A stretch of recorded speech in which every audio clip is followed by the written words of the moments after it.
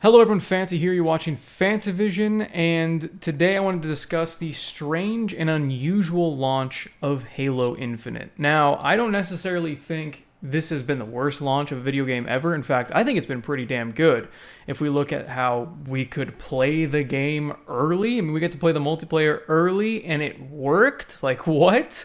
Like, yeah, there's like a little bit of a hiccup in the beginning and people were running into some errors, but it wasn't like a week-long shit show. Like, we're seeing $60, $70 game launches typically when it comes to modern gaming, which is a phrase that Actman and Angry Joe have now been throwing around as, the way to look at video games nowadays when it comes to monetization and broken games and things like that. Now, thankfully, there are only a few things that Halo Infinite suffers when it comes to modern gaming, because it does have this weird customization problem, in my opinion, because you can't really unlock a whole lot of customization for free. Like, yes, you can get customization for free, but most of it is behind a paywall. Now, again, the game is free. The Halo Infinite multiplayer is free. It's cross-platform.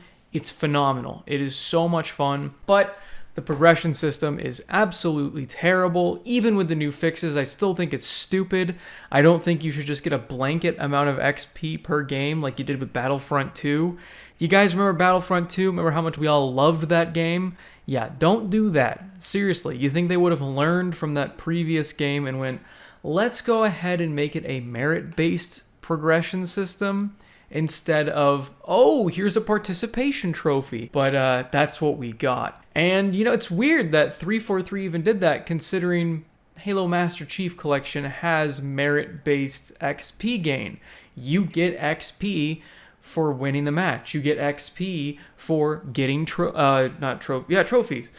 And, no, medals. I knew I was wrong. And yet, that's not in Halo Infinite, and I don't quite understand that. Though I do have to say it's awesome that once you buy a battle pass, you get it forever. However, unlike a lot of other battle passes like Fortnite, Call of Duty to a certain extent, and quite a few other battle passes out there, you can't just earn the next battle pass by playing. Now, of course, that's because you have an infinite amount of time to complete this battle pass.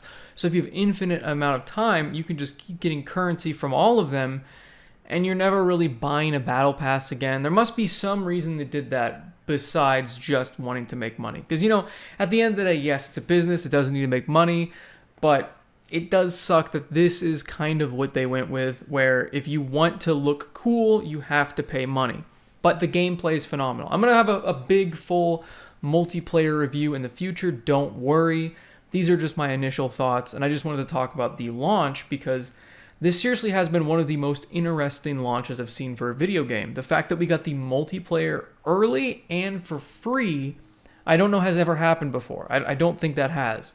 So it's a really interesting model to go with, and considering how popular and how well received Halo Infinite's multiplayer has been, we might see this used in the future because honestly, they're going to make a ton of money. I bought the Battle Pass because there was a lot of different armor things in there. The multiplayer is free, and the multiplayer is free and fun. And if it wasn't fun, I wouldn't have bought it, but I found myself just wanting to play it more and more. But, the thing is they're calling it a beta, and that's why there's so many different issues. Like I said, the progression system, but not only that, there's no real playlists right now. I'm sure this is all information you know already, but it is weird that they launched it in such a strange state. It was quick play, ranked, or like big team battle. I could be missing one, but you don't get to pick Slayer. You don't get to pick SWAT. You don't get to pick CTF. There's no team objective. There's no There's no anything when it comes to playlists, and I don't understand why they would do that, because you could argue, oh, they don't want to split the lobbies. They don't want to split up everybody. There's not going to be enough people. No, this is a game that is incredibly hyped, and it's free.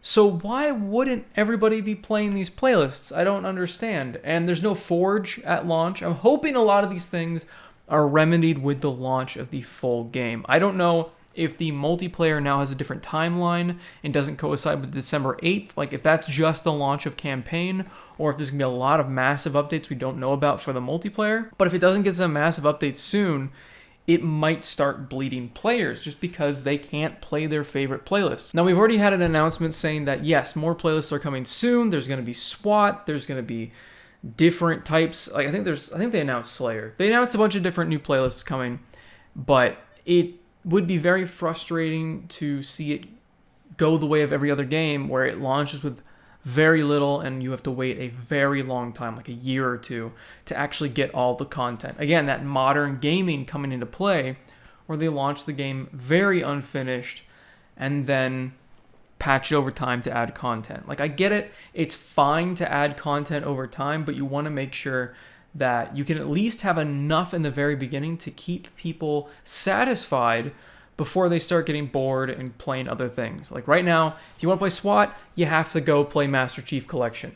And that sucks because honestly, I really love these maps. I love most of the weapons, if we're going to dive into that real quick. And I think there are enough weapons, and I feel like most of them are pretty fair. I like that the assault rifle isn't a piece of crap. I hate the plasma pistol. It is completely worthless. The little lightning pistol is weird. There's a lot of different things I'm going to get into with my multiplayer review, but it was interesting that they did launch, I believe, all of the weapons in the very beginning, whereas we're seeing with Battlefield 2042, I guess they're going to come out with more weapons or something like that. I don't know. That has been such a mess. It's been such a while since I've been able to make a video on YouTube. I've been wanting to talk about all this for a while, but I've been moving. As you can see, the background's completely different. It's going to keep changing as I move more stuff in and decorate the room and figure out the sound. Sorry about the sound if it's bad, but I did want to talk about Halo Infinite since today is the launch day. I'm going to do a multiplayer review. I'm going to do a campaign review.